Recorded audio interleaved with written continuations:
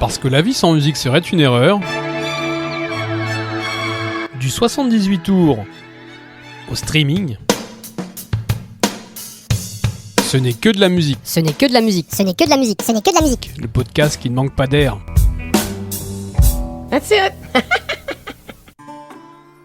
Bonjour tout le monde et bienvenue à la capsule 9.6 de Ce n'est que de la musique, le podcast qui ne manque pas d'air. Une capsule consacrée à février 2004. On entre donc enfin dans le 21e siècle. Enfin, c'est pas forcément évident quand on regarde la liste des singles numéro 1 en Grande-Bretagne. En effet, le 7 février, c'est le collectif LMC qui atteint la place de numéro 1 avec Take Me to the Clouds Above.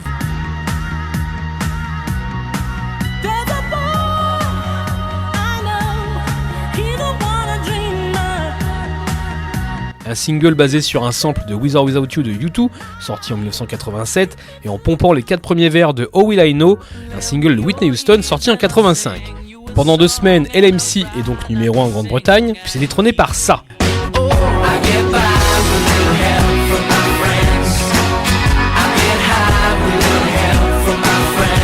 Une inutile reprise d'un tube des Beatles de 67.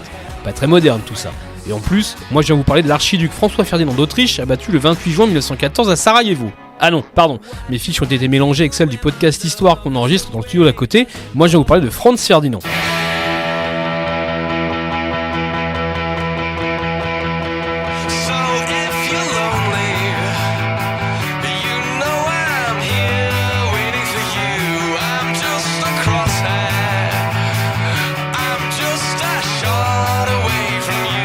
Bon, on n'était pas loin parce que le nom du groupe, grâce à un cheval de course, est donc directement inspiré du fameux archiduc dont le meurtre a précipité l'Europe dans la Première Guerre mondiale.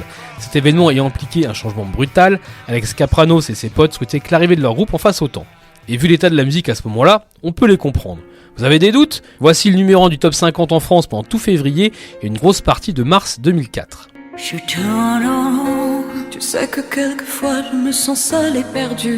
Est-ce que tu me reviendras? Je tourne en rond. Bon, heureusement pour ceux qui aimaient le rock à guitare, le salut va venir une fois de plus de nos amis britanniques, et cette fois c'est du côté de Glasgow que la lumière apparaît. Avez-vous vu la lumière? Oui, oui, oui, par Jésus et Saint Fred Astaire. Mais même si tout est allé assez vite finalement pour Franz Ferdinand, c'est dans les bas-fonds que l'aventure va commencer. C'est en effet à la fin de l'année 2001, dans un entrepôt désaffecté situé sur les bords de la rivière Clyde, que les Écossais vont se réunir pour répéter et donner leur premier concert. Un endroit qui, plus de 20 ans après, leur sert encore de local de répétition. Fin 2002, Franz Ferdinand se rend à Londres dans l'espoir de trouver une maison de disques. Mission accomplie puisque Domino Records signe le groupe et l'envoie immédiatement en Suède pour enregistrer un EP sous les ordres de Tore Johansson, le producteur des Cardigans.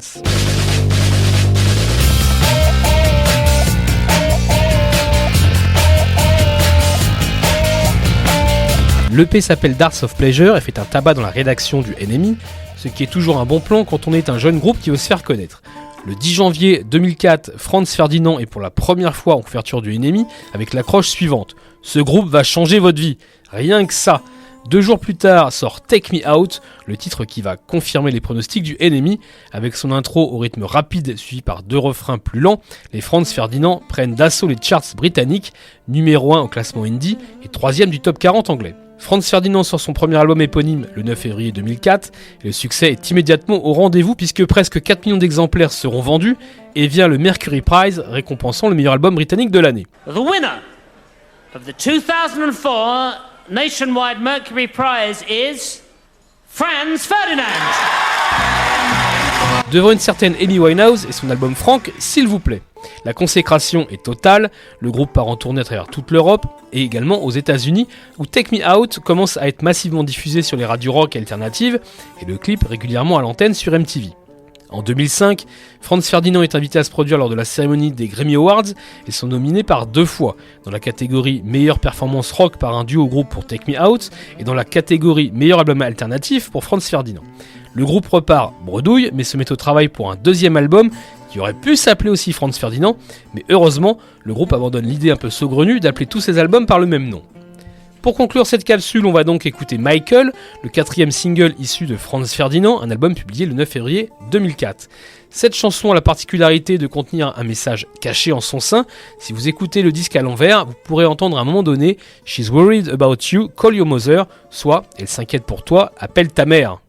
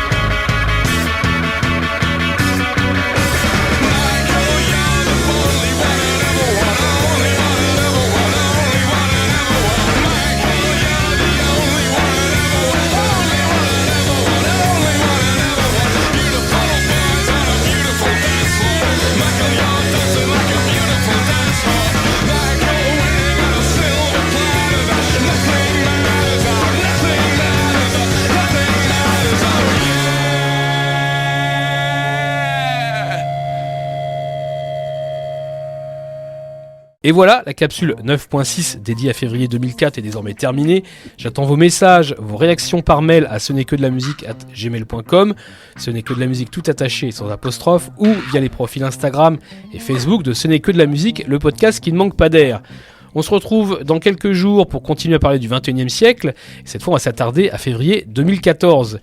D'ici là, amusez-vous bien, allez dans la paix et la joie du rock'n'roll. Et comme disait l'autre, Good night. Sleep tight.